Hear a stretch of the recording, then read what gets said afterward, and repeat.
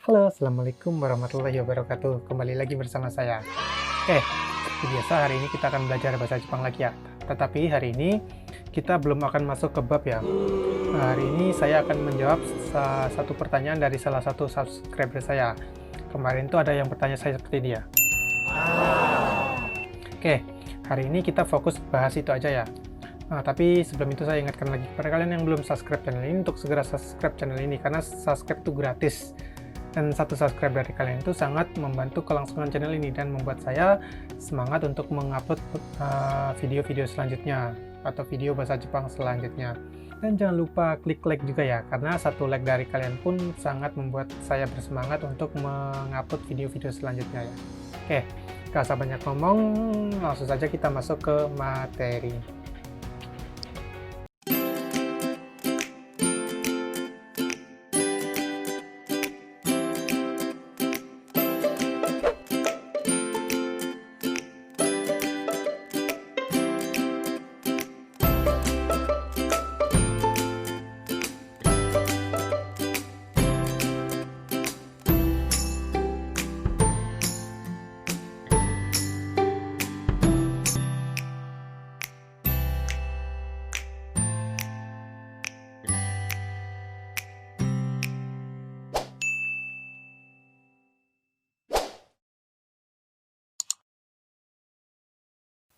Di sini sudah terlihat ya, te shimaimasu atau bisa disebut juga te shimau.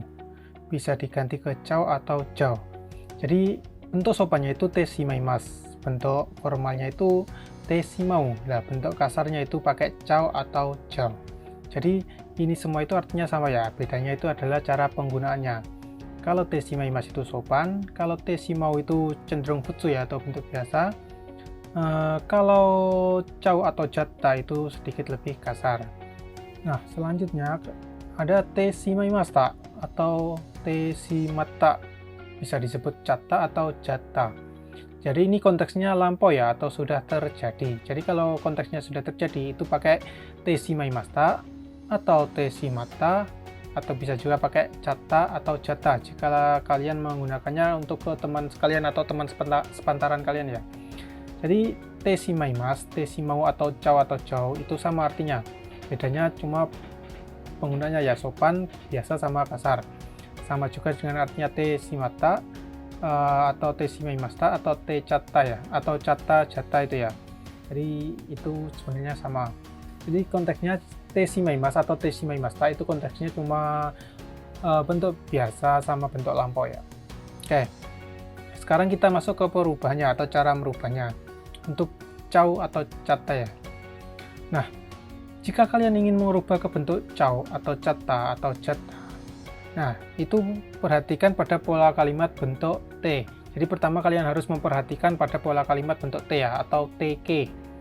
Bentuk TK itu kalau nggak salah ada di bab 14. Kita hanya perlu mengubah huruf T menjadi huruf chao atau jatta. Jadi kalau chao atau jatta kita hanya perlu mengubah dari huruf T ya. Jadi kalian ubah ke bentuk T dulu, lah huruf T yang paling belakang itu kalian ubah ke jatta atau chao. Jadi diubah ke bentuk T dahulu, lah huruf T yang paling belakang itu diubah ke chao atau jatta. Nah, selanjutnya untuk kata kerja yang berakhiran bu, mu, dan gu, ini kalau sudah diubah ke bentuk kamus ya.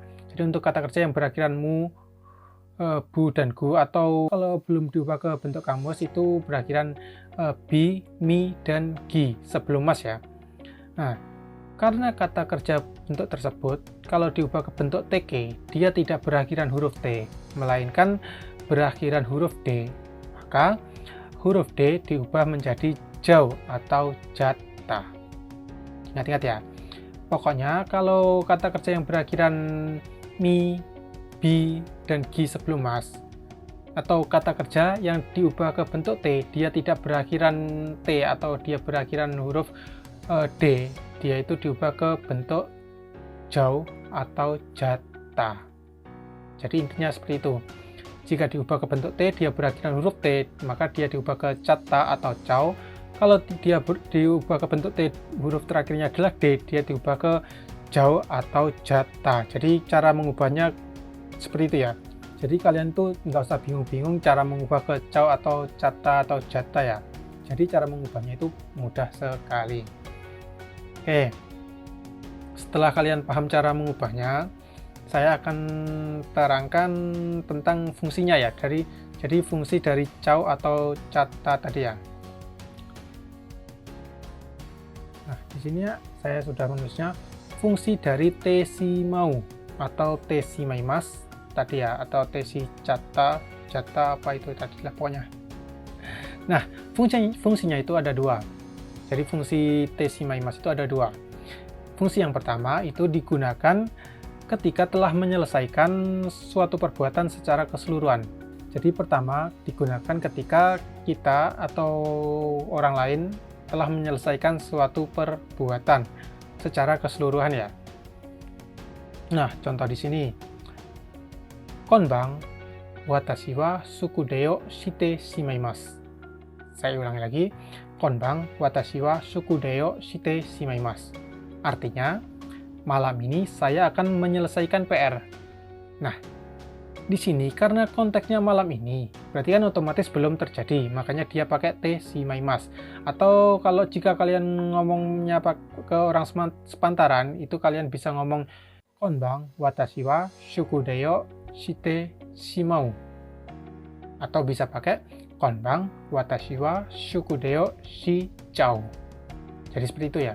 Jadi kalau kalian ngomongnya ke teman biasa atau teman sepantaran, kalian bisa pakai konbang watashi wa shukudeo shite shimau. Artinya sama, malam ini saya akan menyelesaikan PR. Nah, jika kalian ngomongnya ke orang yang lebih tinggi kedudukannya daripada kalian atau umurnya lebih tinggi daripada kalian, itu pakainya konbang watashi wa shukudeo shite shimaimasu. Jadi seperti itu ya. Contoh kedua, di sini ada percakapan A dan B ya. Si A itu bertanya, "Shigoto wa mou owarimashita ka?" Jadi si A itu bertanya, "Shigoto wa mou owarimashita ka?" Jadi seperti itu. Dan si B itu menjawab, "Hai, saki mo owatte shimaimashita." Si B menjawab, "Hai, saki mo owatte shimaimashita." Artinya, apakah pekerjaannya sudah selesai? Nah, si B menjawab, "Ya, tadi sudah selesai semuanya." Jadi seperti itu ya. Setelah menyelesaikan keseluruhan, dia bilangnya, maka artinya adalah, ya, tadi sudah menyelesaikan semuanya. Jadi, te shimaimasu yang fungsi pertama itu digunakan ketika telah menyelesaikan semua pekerjaan secara keseluruhan. Kalau ini ngomongnya kalian ke teman sepantaran, kalian tuh bisa menjawab, "Hai, saki mo owatte shimatta." Nah, sekarang fungsi yang kedua. Digunakan ketika ada perasaan negatif seperti kekecewaan, penyesalan, atau ketidaksengajaan. Jadi fungsi yang kedua itu digunakan ketika ada perasaan negatif seperti penyesalan, kekecewaan, ataupun ketidaksengajaan. Nah, contoh di sini. Saifu wo nakushite shimaimashita. Artinya kehilangan dompet. Nah, di sini konteksnya si pembicara itu menyatakan penderitaan dengan rasa penyesalan. Jadi dia itu ada rasa menyesal ketika dia kehilangan dompet. Jadi si pembicara itu saat kehilangan dompet dia itu sangat menyesal ya. Jadi ini tuh bisa kalian artikan menyesal kehilangan dompet. Tapi sebenarnya artinya itu cuma kehilangan dompet. Jadi seperti itu ya. Oke, sekarang contoh yang nomor 2. Kyou mo mata chikaku shite shimaimashita. Sumimasen. Kyou mo mata chikaku shite shimaimashita. Sumimasen. Nah, artinya di sini adalah hari ini pun saya terlambat lagi. Maaf. Nah, konteksnya di sini si pembicara itu menyatakan kesalahannya dengan ada rasanya penyesalan. Jadi si pembicara itu menyatakan kesalahannya dengan adanya rasa penyesalan. Jadi di sini bisa kalian artikan hari ini menyesal telah terlambat lagi. Maaf. Tetapi arti yang sebenarnya itu adalah hari ini pun saya terlambat lagi, maaf. Jadi tidak ada arti, jadi penyesalannya itu tidak perlu diartikan pun tidak apa-apa. Intinya saat berbicara, si pembicara itu merasa menyesal, seperti itu ya, ada kekecewaan. Nah, jadi seperti itu ya untuk fungsinya. Nah, untuk ini, jika kalian ngomongnya ke teman sepantaran, itu bisa pakai Kyomo mata chikoku shite shimatta. Jadi bisa kalian ubah ke Kyomo mata chikoku shite shimatta atau Kyomo mata chikoku shichatta. Jadi seperti itu ya. Oke. Saya rasa untuk perubahan te shimaimasu yang bisa saya terangkan cuma sampai di sini ya. Saya rasa kalian sudah paham ya setelah saya terangkan ini.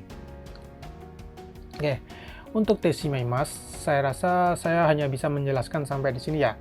Mungkin jika kamu belum paham, mungkin jika kamu belum benar-benar paham, bisa kamu tulis aja di kolom komentar ya. Kira-kira mana yang kamu benar-benar belum mengerti gitu ya. Ntar saya terangkan lagi, mungkin lebih detail lagi ya dari ini. Untuk sementara ini dulu, jika ada saya salah menerangkan saya minta maaf. Assalamualaikum warahmatullahi wabarakatuh. Oh ya, jangan lupa klik subscribe ya. Oke.